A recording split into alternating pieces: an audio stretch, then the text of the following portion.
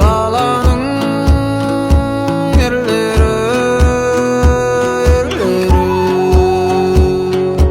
бұл даланың ерлері.